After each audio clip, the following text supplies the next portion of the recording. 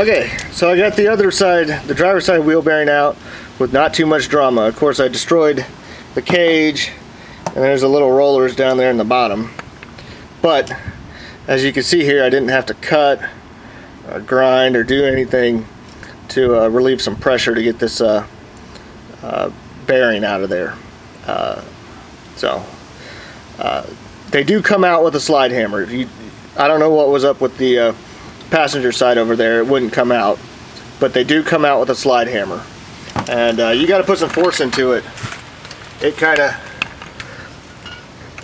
tweaked my slide hammer a little bit. It should be more of a 90. It's bent a little right in this area, so it tweaked it. I had to pound on it pretty good, but it came out of there. So yeah, I just wanted to show you. They do come out with a slide hammer. You don't have to cut them. Mine, hopefully yours isn't like my passenger side one was, where I had to grind it out, but they do come out with a slide hammer. Well, I'm done with brakes and wheel bearings on both sides of the truck. I'll come over here to the driver's side.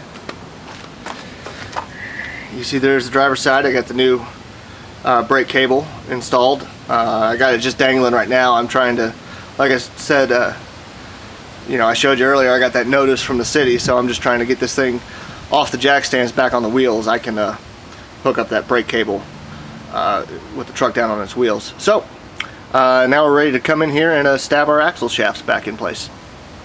So here's the axle shafts right here on the table, and before you go and stab them back into place, give them a good squirt. I'm just using carb cleaner right now because I'm running low on brake parts cleaner, but give them a squirt, get them cleaned off here on the bearing, where the bearing rides on both shafts, and sorry, I accidentally hit the button. Down here at the splined end, you want to come down here and give them a good hose down, and then come in with your towels and wipe them off. Also, don't forget to get in here and clean off your differential parts, the C-clips, the center pin, and the retaining pin. Alright, here we are looking at the differential on the inside here, and you can see the two axle shafts. There's the driver's side, there's the passenger side. So what we're going to do is come in here, put our C-clips back in place. They just slip on there. Try and keep my hand out of the way. They slip on there, and then shove the axle in. And they're held in place. There's kind of a machined area on the inside of this side gear that once they're in there, they're not coming out. So we do the same thing over here to the passenger side shaft. Slide the C-clip in place. Oops. Kind of got to hold it.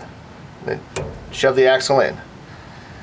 And that's it for putting the C-clips on. Now we'll just put the center pin in. Alright, so now that we got the C-clips installed in the axles, we want to come in here and put our center pin in. And the first thing to do is to locate where our retainer goes, and it's right there. And you want to be careful when you're rotating this thing, is these two spider gears, the top and the bottom where the center pin rides. You got to be careful when you're twisting this thing not to get those out of whack. So if you remember, we brought it all in from the bottom, so we'll spin this up. Keep your hands on those spider gears, keep them in line. Tilt it up just enough so we can get our pin in place.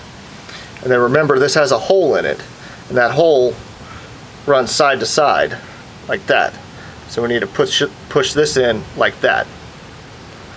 We just come up here from the bottom, get it in through the bottom spider gear, up and through the top.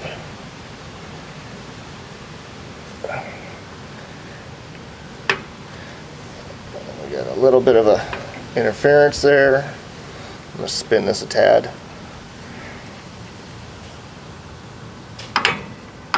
There we go. It popped up into place. So now we just gotta, I'm going to spin this all the way over like that. Then we come in here and hope that our pin is still aligned. It's really hard to twist it if it isn't. Nope. Get this to come up a little bit more. Nope.